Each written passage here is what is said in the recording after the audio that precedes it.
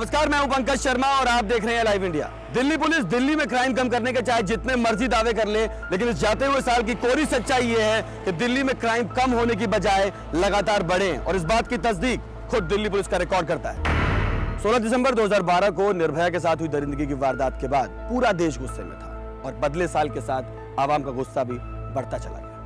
2013 की पहली सुबह का आगाज भी सड़कों पर प्रदर्शन के साथ हुआ और फिर राजधानी में महिलाओं की सुरक्षा का मुद्दा सबसे ऊपर हो गया और लगने लगा कि बिना कड़े कानूनों के महिलाओं की सुरक्षा संभव नहीं। लेकिन न तो महिलाओं के खिलाफ अपराध पर लगाम लगी और न ही क्राइम ग्राफ कम हुआ। आज हम आपको जाते हुए साल की उन बुरी खबरों के बारे में बताएंगे जिसकी वजह से साल 2013 काला साल बन गया।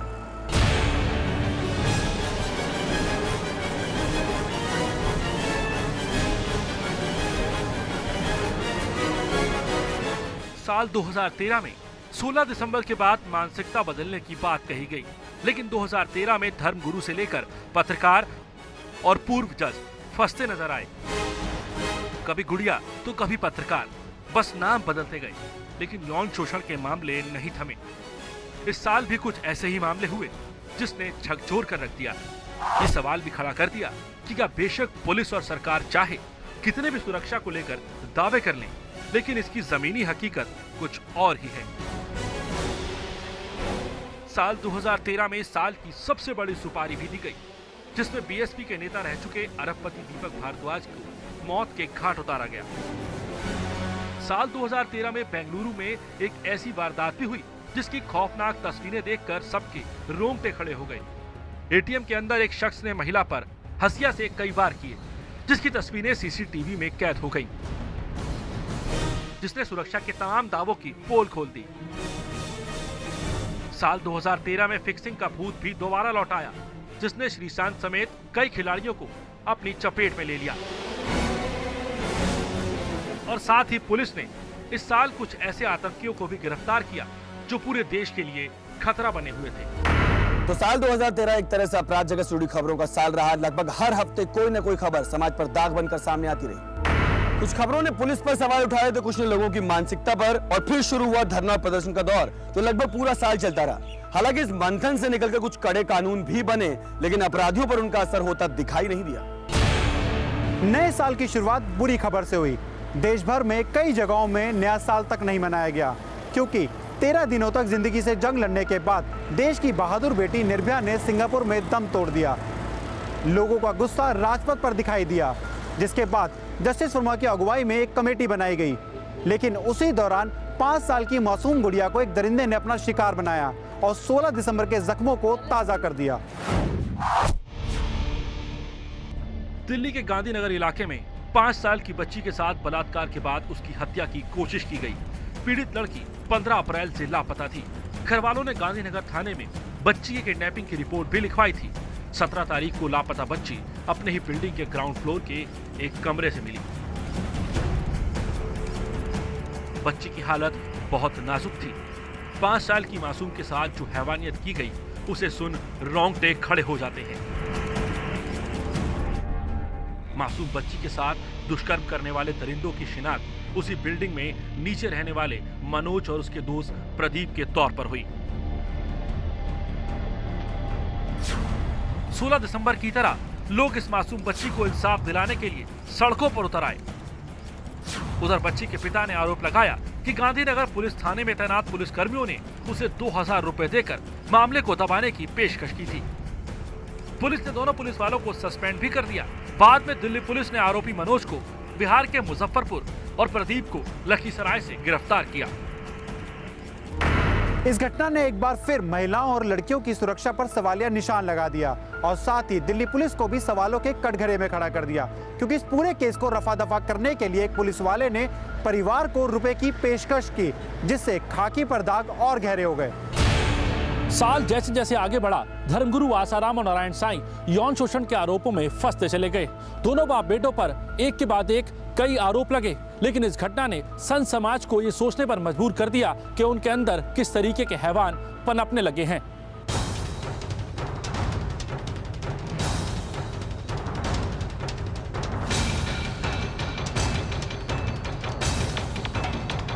धर्मगुरु आसाराम और उनके बेटे नारायण साईं के लिए साल 2013 सबसे ज्यादा मनहूस साबित हुआ। अगस्त महीने में आसाराम के ही छिंदवाड़ा गुरुकुल की छात्रा ने आसाराम के खिलाफ यौन उत्पीड़न का आरोप लगाया। पीड़ित लड़की ने अपने परिजनों को बताया कि कैसे जोधपुर आश्रम में इलाज के बहाने उसे बुलाकर आसाराम ने उसके साथ यौन उत्पीड़न किया। 21 अगस्त को पीड़िता ने दिल्ली के कमला मार्केट थाने में आसाराम के खिलाफ यौन उत्पीड़न का मामला दर्ज करवा दिया। हालांकि एफआईआर 0 एफआईआर थी, जिसे 21 अगस्त को जोधपुर पुलिस को ट्रांसफर कर दिया गया। मामले की जांच में जुटी जोधपुर पुलिस ने आसाराम को पूछताछ के लिए 30 अगस्त तक का वक्त दिया, लेकिन जब आसाराम पुलिस के सामने पेश नहीं हुए तो जोधपुर पुलिस ने 31 अगस्त की रात को उन्हें इंदौर आश्रम से गिरफ्तार कर लिया। इस बीच 6 अक्टूबर को सूरत की दो बहनों ने जहांगीरपुरा थाने में आसाराम और उनके बेटे नारायण साईं के खिलाफ बलात्कार का मामला दर्ज कराया, लेकिन नारायण साईं रातों रात गायब हो गया। लिहाजा 7 अक्टूबर को गुजरात पुलिस को नारायण साईं के खिलाफ एलओसी खोलनी पड़ी, लेकिन नारायण फिर भी पुलिस के सामने नहीं आया। नारायण की तलाश में सूरत पुलिस ने देश भर में छापेमारी की, लेकिन वो नहीं मिला। हर बार नारायण पुलिस को चकमा देने में कामयाब रहा। 29 अक्टूबर को नारायण के खिलाफ कोर्ट नॉन अवेलेबल वारंट जारी कर चुकी थी। नारायण को आखिरकार 3 और 4 दिसंबर की रात दिल्ली पुलिस की क्राइम ब्रांच ने एक बड़े ऑपरेशन के तहत कुरुक्षेत्र के पास से गिरफ्तार कर लिया और फिर पूछताछ में नारायण ने कबूला कि उसके पीड़िता से संबंध हैं और साथ ही 9 और महिलाओं के साथ भी संबंध हैं। नारायण ने अपने आश्रमों की साधिकाओं से नाजायज संतानों की बात भी कबूल ली है। फिलहाल बाप बेटे की ये जोड़ी सलाखों के पीछे है, लेकिन जिस तरीके के संगीन आरोप इन पर लगे हैं, साथ ही पुलिस को जांच के दौरान जो सबूत मिले हैं, उन्हें देखकर यही कहा जा सकता है कि मुमकिन है कि इन बाप बेटे की जोड़ी को बाकी की जिंदगी सलाखों के पीछे बितानी पड़े। एक तरफ संत के चोले में बाप बेटे की जोड़ी सलाखों के पीछे पहुंची, तो वहीं दूसरी तरफ अपनी कलम से लोहा मनवाकर तहलका मचाने वाले पत्रकार तरुण तेजपाल पर भी अपने ही ऑफिस में काम करने वाली लड़की ने यौन शोषण का आरोप लगाया।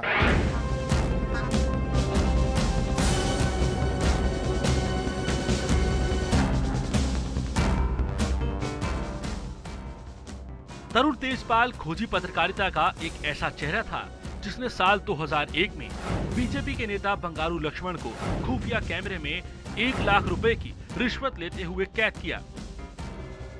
तो इसी तरुण तेजपाल ने अपने खुफिया कैमरे में क्रिकेट की दुनिया के सितारे अजय जडेजा और अजरुद्दीन का मैच फिक्स करने का मामला सबके सामने उजागर किया। नतीजा ये कि दोनों केसों के बाद अजय जडेजा और अजरुद्दीन का करियर खत्म हो गया। तो वहीं बीजेपी के बंगारू लक्ष्मण सलाखों के पीछे जा पहुंचे।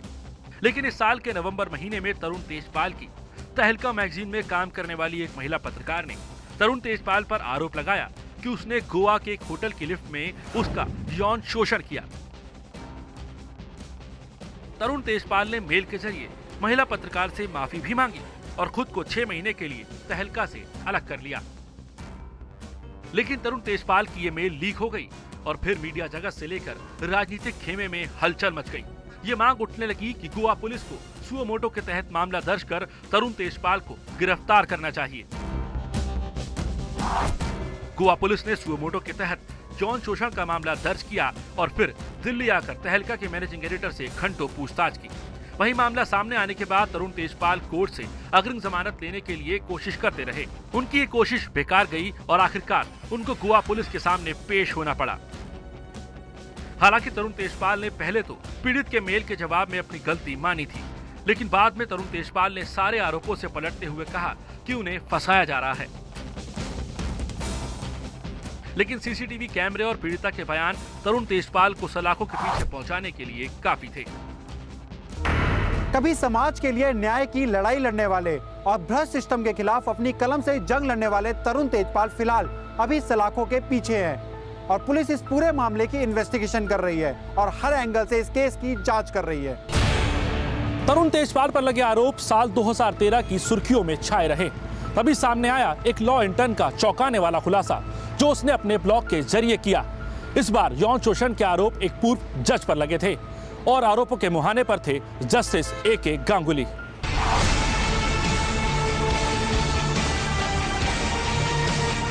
घटना बीते साल क्रिसमस ईव के दिन घटी थी। क्योंकि घटना को 1 साल हो चुका था, लिहाजा मामले की जांच के लिए सुप्रीम कोर्ट के 3 जजों की एक कमेटी बनाई गई। अटॉर्नी जनरल इंदिरा जयसिंह ने एक अंग्रेजी अखबार के जरिए पीड़िता के बयान को सार्वजनिक कर दिया और इस तरह जस्टिस ए.के. गांगुली का सच सामने आ गया। इस बीच ड्यू के पूर्व प्रोफेसर एन.के. सिंह ने दिल्ली के तिलक मार्ग थाने में इस मामले में जस्टिस ए.के. गांगुली के खिलाफ शिकायत दी। लेकिन पुलिस इस मामले में अब तक एफआईआर इसलिए नहीं दर्ज कर पाई क्योंकि ना तो पीड़िता का ही बयान अब तक उन्हें मिल पाया और ना ही उसकी ओर से उन्हें कोई शिकायत दी गई। ये पहला मामला था जब किसी पूर्व जज पर यौन शोषण के आरोप लगे हों। फिर खुद को पाक और साफ बताने के लिए न्यायपालिका की तरफ से टीम गठित की गई। लेकिन बावजूद इसके ये पूरा मामला कानूनी कार्रवाई के नाम पर शून्य पर टिका हुआ है। महिलाओं के लिए महफूज समझे जाने वाली माया नगरी मुंबई से साल भर महिला अपराध से जुड़ी हुई खबरें आती रहीं। महिला पत्रकार के साथ मुंबई में हुए गैंगरेप की घटना ने कभी न थमने वाली मुंबई की रफ्तार पर ब्रेक लगा दिया।